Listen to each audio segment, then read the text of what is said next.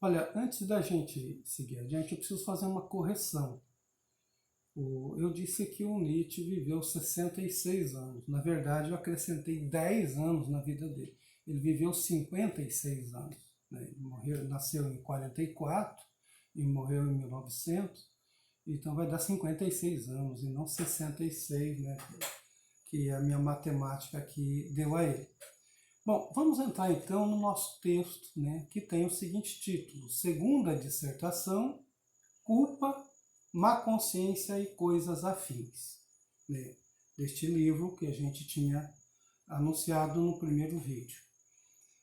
O Nietzsche, ele começa esse texto, essa primeira parte, falando de uma coisa assim importante, que o homem, ele é um animal capaz de fazer promessas. E o que significa isso? Significa que se a gente faz uma promessa, toda promessa ela é algo que você faz no presente e vai ter que assim cumprir no futuro. E esse futuro é um tempo incerto. Então, alguma coisa tem que existir para que nos faça lembrar da promessa.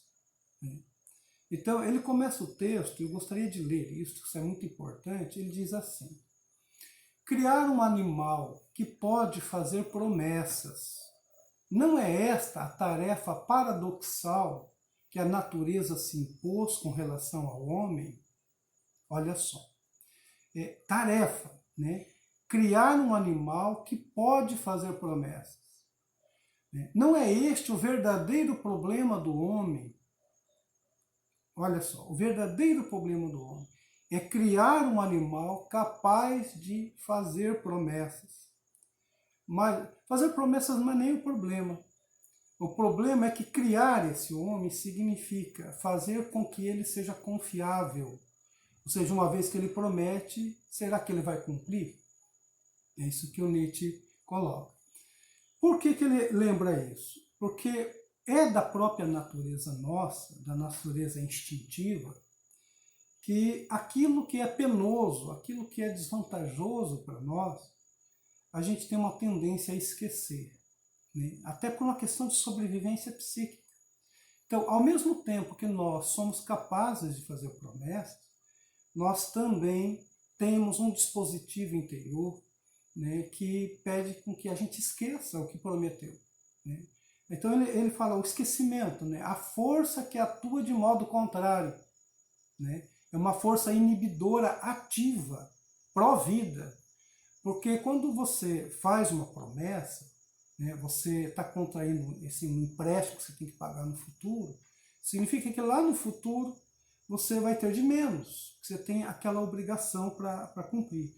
Então, o que o Nietzsche diz? Olha, é preciso então garantir que lá na frente se pague aquilo que deva, né? Que a pessoa que empenhou uma palavra cumpra a palavra no futuro. Esse esquecimento, ele diz assim: fechar temporariamente as portas e as janelas da consciência. Fechar temporariamente. Então, significa que nós, assim, para a resistência psíquica, a gente não vai lembrar o tempo todo da dívida que a gente tem, ou de uma promessa que a gente tem. Porque toda promessa redunda em dívida. Né?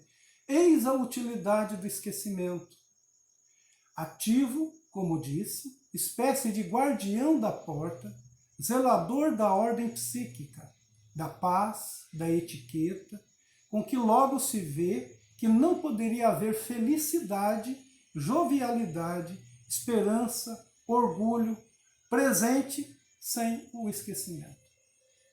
Então, quando o homem faz promessas diante de uma sociedade, a vida imediatamente se apresenta para ele como algo grave. Para escapar dessa gravidade da vida, eu preciso esquecer de vez em quando que eu prometi. Então existe uma força da vida que faz a gente esquecer. Mas há forças reativas, esse vai ser o grande problema aí do texto, né? Há forças reativas que devem nos fazer lembrar da promessa feita. Né? Então ele fala que nós temos uma memória da vontade, né? Precisamente este animal que necessita esquecer, no qual o esquecer é uma força de saúde forte, desenvolveu em si uma faculdade oposta, uma memória com cujo auxílio o esquecimento é suspenso em determinados casos, nos casos em que se deve prometer. Então nós temos em nós duas forças, né? Uma memória, né, que nos faz lembrar, e uma força de esquecimento. Então, uma é contrária à outra, né? E nesse sentido, o que vem a ser uma promessa? Né? O que vem a ser essa força reativa também dessa memória? O Nietzsche diz o seguinte, olha, aí, o problema está aqui em dois verbos, né? Querer e dispor do futuro. Querer algo e dispor do futuro, né? Para poder dispor de tal modo do futuro, o quanto não precisou o homem aprender a distinguir o acontecimento casual do necessário, a pensar de maneira casual, a ver e antecipar a coisa distante como sendo presente, a estabelecer com segurança o fim e os meios para o fim, a calcular, a contar, a confiar. Ou seja, o futuro pode ser uma coisa distante, né? Assim como a gente quando compra prestação, né? Assim, longas prestações, né? Diversas, né? Parcelas, né? Então está muito distante. Então, mas para que a gente lembre de que aquilo está lá, a gente precisa ter algo que nos faça agora, né?